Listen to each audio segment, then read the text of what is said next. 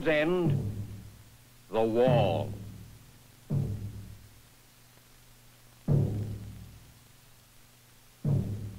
These are the people who move along the road. Some walk. Some ride. Some are well shod. Some are barefoot. Some are so young they must be carried. Or so old. Of the hundreds of millions who take this road, some do so willingly. Others hope that the road leads to bread for the hungry, peace for the weary, land for the landless. Some protest openly. Doesn't matter. Some were born on the road. Many will die along the way. Havana, Cuba, January 1959.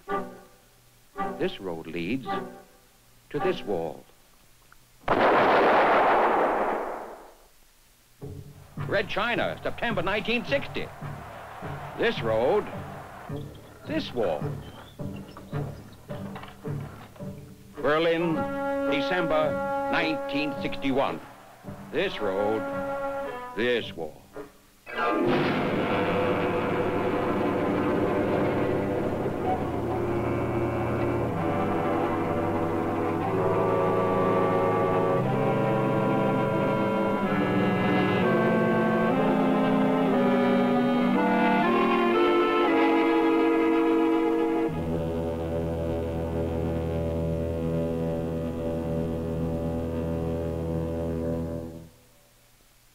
In the beginning, the road exists in the mind of a 19th century philosopher and scholar, Karl Marx, who maintains that only through a system he calls communism can the worker and farmer avoid starvation and exploitation.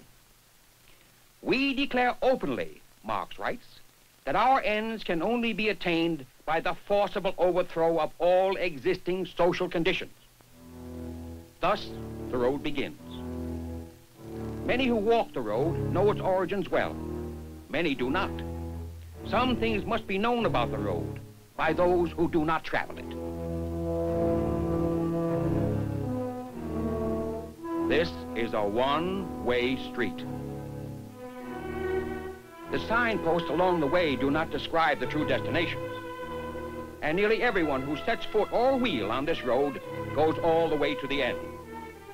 For there are few exits, only difficult, dangerous escapes. This man is Bert Ludenz, a resident of East Berlin. His right to free passage into West Berlin is guaranteed by international agreement. But on August 13th, 1961, this right has been set aside. To cross into West Berlin, Ludenz swims the canal that at one point divides the zones. On reaching the western bank, he takes his first few steps into freedom and is promptly shot down by rifle fire from a border guard on the communist side.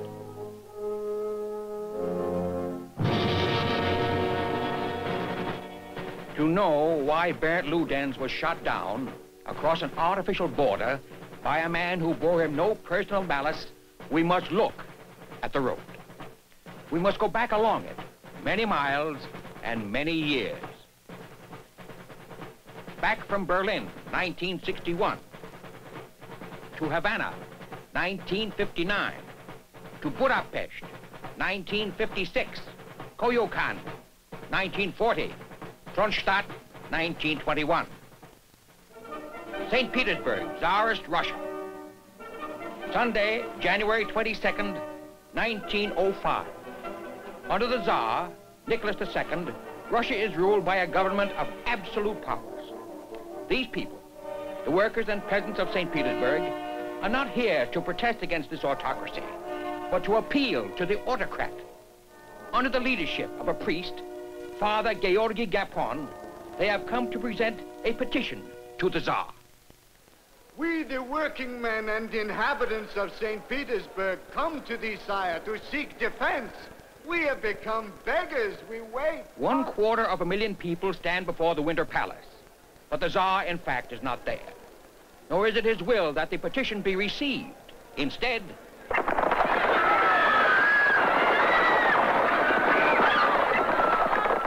said the Tsar Nicholas II, my autocracy will remain unchanged.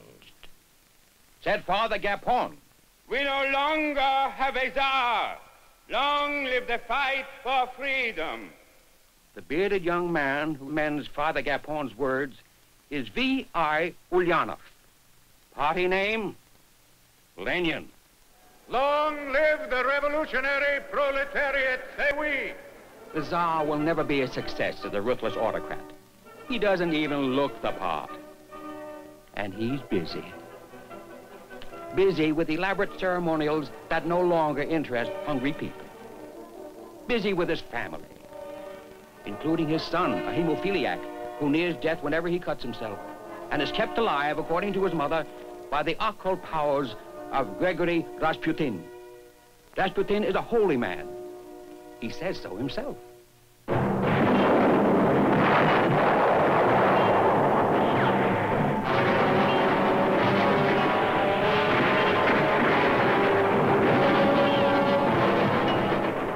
World War I may be hell in the West. It is pure hell, 10 times over for the Russians. For them, no glamour, no airplanes. Divisions without artillery, companies without rifles, rifles without bullets. The Russian casualties from typhus alone exceed the total casualties of the Germans. At the front, defeat, disorganization, and lonely death. At home, starvation and poverty exceeding even previous Russian experiences. Finally, in March 1917, a demonstration in St. Petersburg starts over a simple demand for a higher bread ration. Gets out of hand, includes a new demand. Transfer of power from the Tsar to an elected parliament. The Tsar reacts in customary fashion, turns his troops loose on the demonstrators. But something goes wrong. The army joins the people. With incredible swiftness, the Tsar's regime falls. A.N. Kerensky, a young lawyer, is Minister of Justice in a provisional government in which many parties are represented. A revolution belongs to the people. I propose to defend it against any attack, whether from the left or from the right. Kerensky arrests the Tsar and his family and announces that free elections are to be held. Political prisoners are freed and some food is distributed. But in a country without experience in self-government, dissident elements of all shades struggle to convince still hungry people that their particular road leads to salvation. The war is unpopular. When it becomes clear that Kerensky means to continue it, the German General Staff arranges for the return in a sealed railroad car of Lenin, who had been exiled by the Tsarist government to Switzerland. Leon Trotsky arrives a month later from Canada. Summer 1917, Kerensky becomes head of the provisional government and proclaims Russia a republic. Universal suffrage, power to be vested in an elected constituent assembly, freedom of speech and press,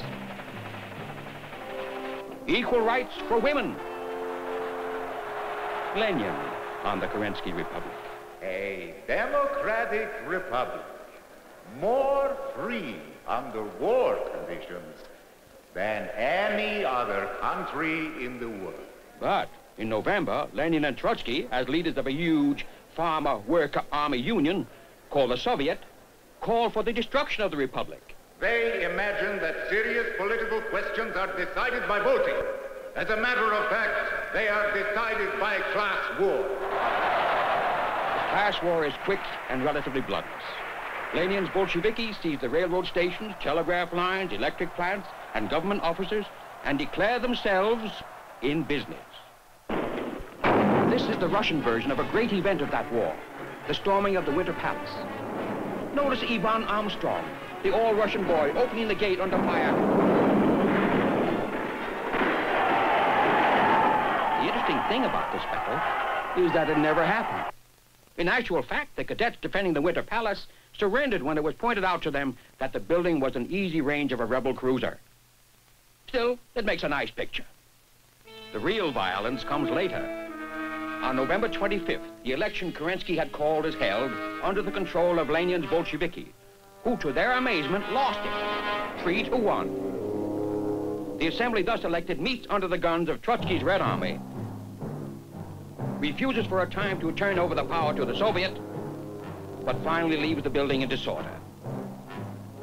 The The following day, a few thousand citizens gather outside the building to protest against the dismissal of the assembly they have elected, and are promptly shot down by rifle fire by Trotsky's Red Army.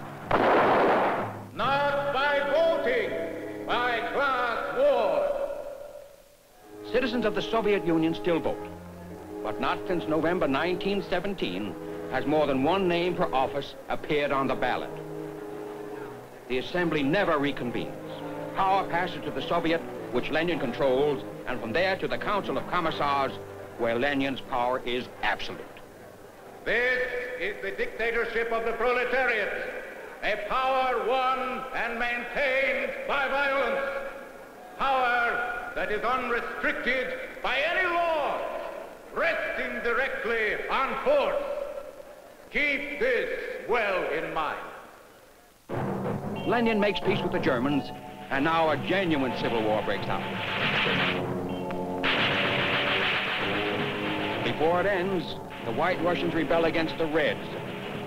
Allied troops fight to keep Russia in the war. Cossacks fight for both sides.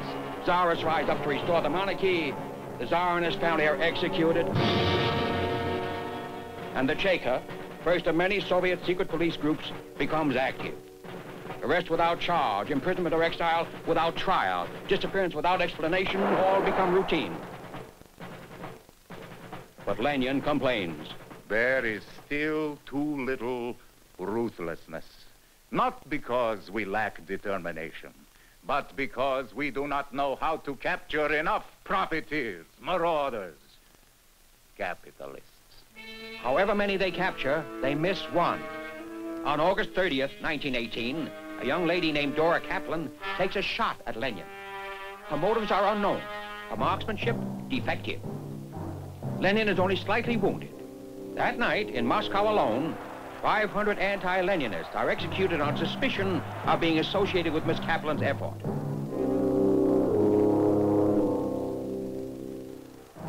The signposts along the road read, "Peace, freedom, and bread." Because they understood that freedom and bread could be theirs only when peace was obtained, the workers and sailors of Kronstadt have fought and won a bloody civil war. Now on March 7, 1921, they mill in the streets asking for freedom and bread. Finally, at 6:45 in the evening,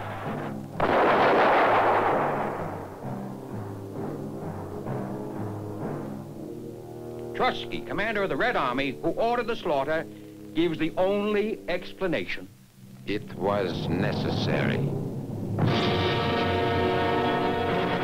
Lenin and Trotsky are now firmly in power. The Cheka is abolished. In its place comes the OGPU, or Political Police. And to check on the OGPU, there is Rob Kreen, the Workers and Peasants Inspection Group, whose chief is one Joseph Vissarionovich Zhukashvili. Party name, Stalin. He disputes Trotsky's position as Lenin's second in command and heir apparent.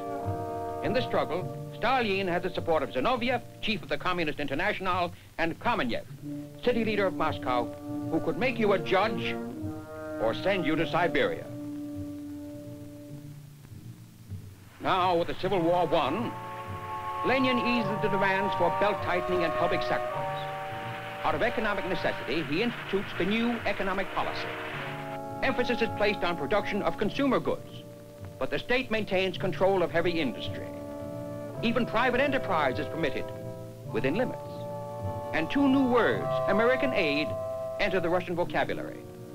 By March 1922, the American Relief Administration under Herbert Hoover is feeding 10 million Russians.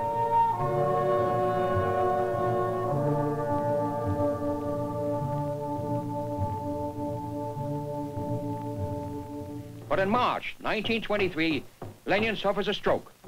The following January, he is dead.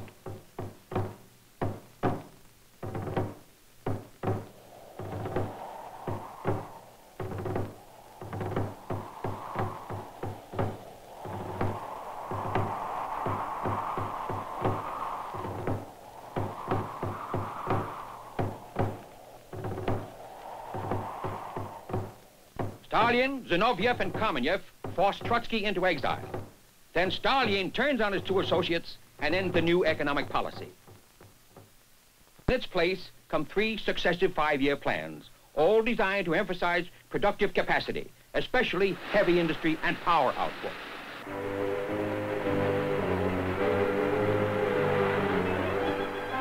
From 1928 to 1941, Russia's industrial capacity rises nearly 300%. Her hydroelectric output is up nearly 800%. Agricultural production, however, lags, and housing starts actually are less than population increase. If you're an average Russian, this means more work, not enough to eat, and less living space per family. If you don't work hard enough, or if you complain, there are plenty of trains to Siberia, where many hydroelectric dams are being built. On the other hand, if you work hard, you might become a Stakhanovite. All you have to do is break the production record for your machine and get a medal and a small wage increase. That's better than a quick trip to the reindeer country. These are also the years of the great executions, called Yezhovshchina, in honor of Stalin's executioner, N.I. Yezhov. How many people are permanently removed from circulation? No one knows. In some provinces, as much as 4% of the population vanishes. Kamenev and Zinoviev, who helped Stalin seize power, are quickly disposed of. To have been a friend of either one of them is now a crime. For this and related activities, well over half of the top communist leadership and thousands of lesser officials vanish, as do most of the army officers. A very few of Yezhov's victims are given trials. Some of the trials are remarkable. For example, several defendants are convicted of conspiring with Trotsky in 1936 in the Hotel Bristol in Copenhagen. In actual fact, in 1936, the hotel was no longer in business. Next case. In 1938, Yezhov himself is purged, together with many purged judges, labor camp operators, and the like.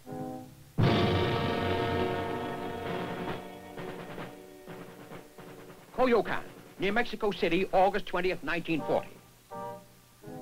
A young man comes calling on an attractive secretary and, paying her little heed, plunges a mountain climber's axe into an old man's skull, and Leon Trotsky is dead.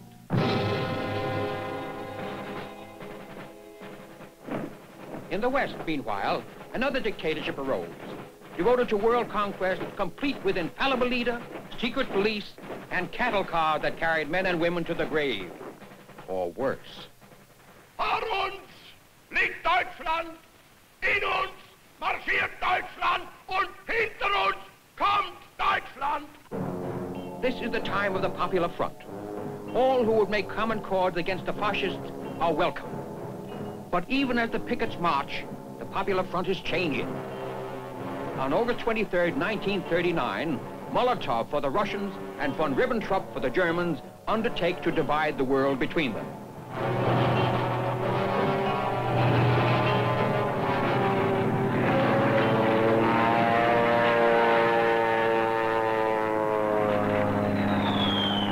On September 1st, 8 days after the Nazi-Soviet pact is signed, German troops crossed the Polish frontier, and the world learns the meaning of a German word, Blitzkrieg.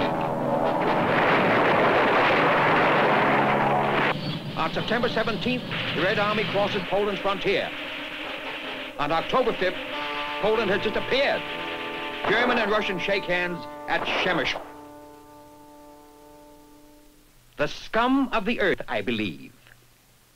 The bloody assassins of the workers, I presume.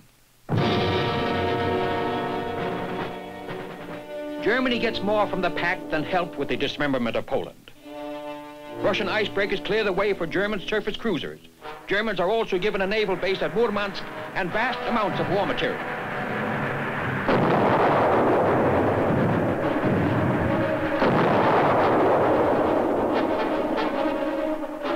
French communists sabotage the electrical systems on French fighter planes.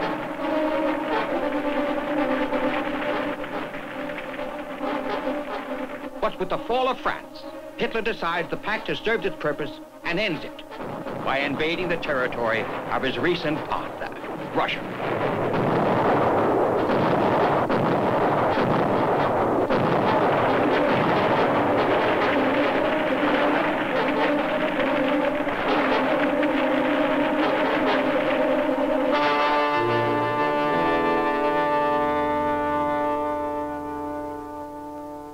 The turning point of the German invasion of Russia comes at Volgograd, which was then called Stalingrad.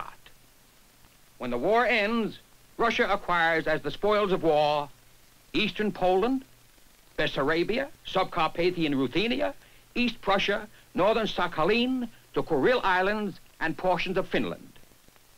Latvia, Lithuania, and Estonia are incorporated as Soviet republics, and much of their native population is deported.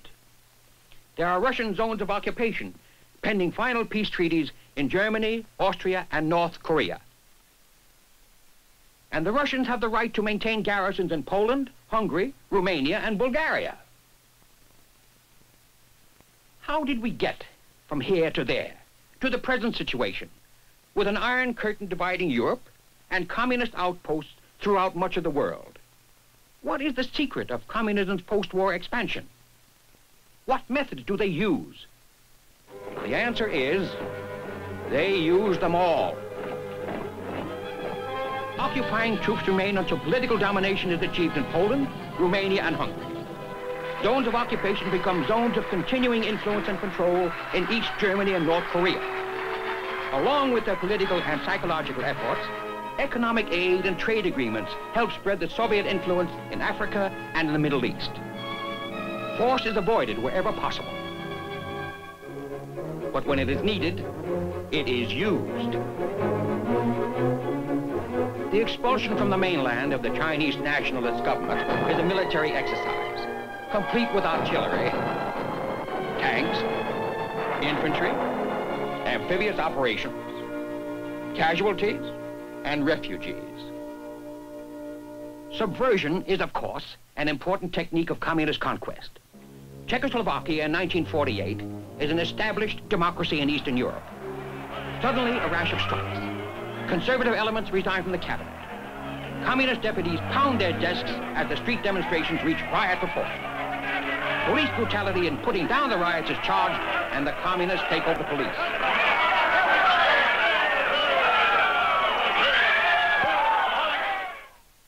On February 25th, informed that the alternative is civil war, and aware of unmistakable threats of invasion from the Soviet Union if he does not capitulate, President Benesch accepts a communist cabinet.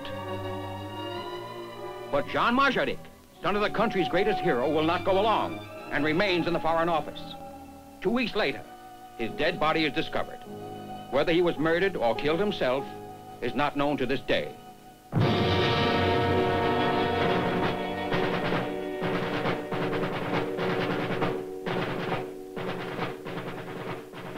3 months later, a constitution, Soviet style, is adopted by Parliament. Benesch refuses to sign it and is forced from office. Before the year is over,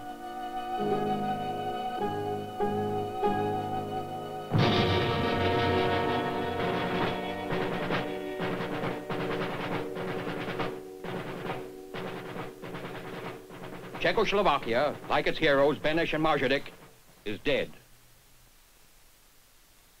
And Eastern Europe, in the words of Winston Churchill, from Stettin in the Baltic to Trieste in the Adriatic, an iron curtain has descended across the continent. Behind that line lie all the capitals of the ancient states of Central and Eastern Europe. Behind the Iron Curtain, it is easy to express contentment with your lot, and difficult and dangerous not to. But human freedom dies hard. Uprisings and strikes in East Germany in 1953 and in Poland in 1956 are put down with local police, augmented by Russian soldiers.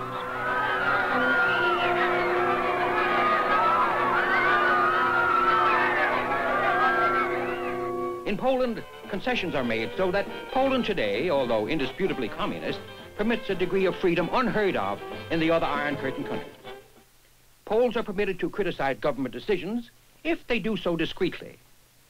An occasional political joke is allowed, but loud laughter is not recommended. You might disturb your neighbor, and he might be the law. Budapest, October 1956. These demonstrators are not anti-communists. In fact, many of them, Hungarian students particularly, are communists who feel that as Hungarians, they have the inalienable right to determine how Hungarian communism is to be administered. On October 24th, local party bosses decide enough is enough, and in the interest of law and order, their law, their order, directs police to fire into the crowd. But the crowd does not melt away, even when Russian garrison troops join the police. Faced by an overwhelming mob, the Russians make a strategic withdrawal, leaving the Hungarian police to be slaughtered by their own countrymen. In November, Imre Nagy, who was a communist, but a Hungarian communist, speaking as prime minister, declares Hungary neutral as between Russia and the West. The Russians hesitate, the Hungarians celebrate. But hesitation and celebration end soon. An entire Russian army invades Hungary and crushes the revolt. Nagy visits the Russians under a flag of truce to discuss surrender terms. On June 17, 1958, his execution is announced. No flowers, please. For many Cubans, the years before 1958 were hard. As in many other countries, the Cuban peasants rarely owned the land they worked so hard to till. For the urban masses, life in city slums was also depressing. Filth and disease flourished. Yet most of these poorer Cubans, the proletariat of Marx, suffered their lot almost as if they were unaware that there was another way to live. When Fidel Castro was ready to come out of the Sierra Maestre, his support is based not on the poor, but on the middle class.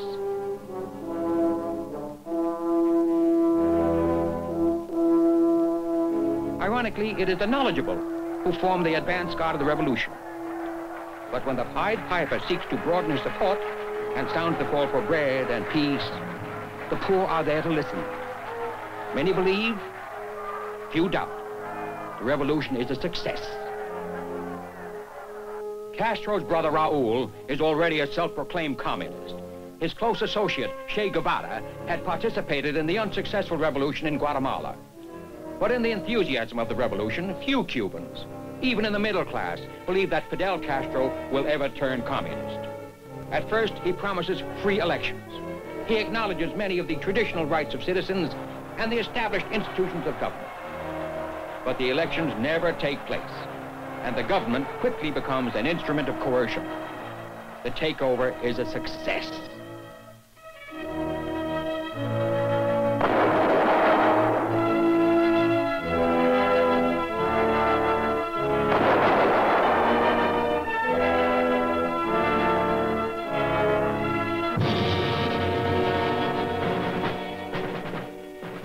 Berlin, 1961. Our road has almost reached the present.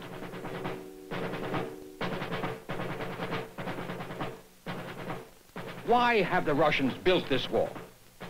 Why are all Berliners denied the right, guaranteed them under the international agreements, to pass freely from zone to zone within Berlin? The communist explanation is simplicity itself. According to them, West Berlin was a base for intrigue and imperialist assaults on East Berlin and East Germany, where a man has a chance to enjoy the finer things in life. But Bent Ludens was going the other way, east to west. And so has every other casualty at the wall. No one can be sure of the real reason. But prior to the erection of the wall, almost anyone who could get into East Germany could reach West Berlin if his feet held out. And many did. Once in West Berlin, you are outside the Iron Curtain. The free passage of people between East and West Berlin was the only physical gap in the Iron Curtain. So the Russians sealed it. The wall is a solid fact.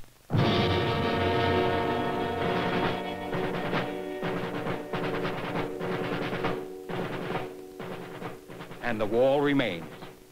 It stands in Berlin today. It stands and will stand wherever the road of world communism leads.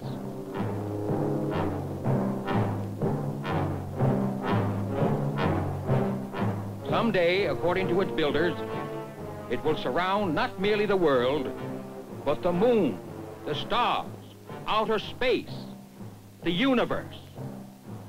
Their objective is clear, and so is ours. They intend to put the world on their road. We intend that the world shall be free, each man and each country to choose the road that suits him best. To achieve our objective, we need, above all, to understand. Each new threat must be met, force with force, as in Korea. Threaten military action with military aid, as in Greece and Turkey.